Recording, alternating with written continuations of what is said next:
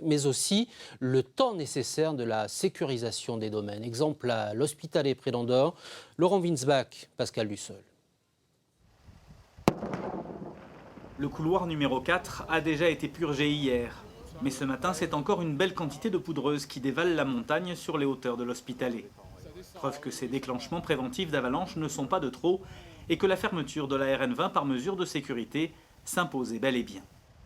Il est tombé de grosses quantités de neige en un temps très court durant ce week-end, et ce qui a nécessité la prise de décision de fermeture de la RN20, tout du moins pour la nuit, parce que vraiment le risque était très important. Ce matin, au regard de l'absence d'événements et d'une certaine stabilisation du manteau, je pense qu'on pourra prendre la décision de rouvrir la 20, même si les couloirs qui ne sont pas équipés n'ont pas été purgés.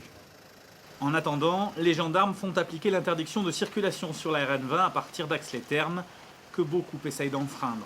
Ces vacanciers en sont quittes pour un simple demi-tour, mais pour ces routiers étrangers, la situation est plus compliquée. Avec leur camion, ils ont voulu braver les fortes chutes de neige vendredi. Depuis, ils ne peuvent même plus redescendre. Je n'avais pas vu les panneaux disant que la route était interdite aux poids lourds. Et j'étais bloqué ici, alors je me suis mis au bord de la route. Moi, je viens de Belgique, avec du tabac pour aller à Andorre. Et la route était bloquée, on a voulu monter quand même, mais pas de chance, on a été bloqué. Depuis quand? Depuis vendredi matin. Enfin, moi, je savais monter, j'avais des bons pneus, mais le camion espagnol il était bloqué, et j'ai dû rester derrière, et puis voilà quoi.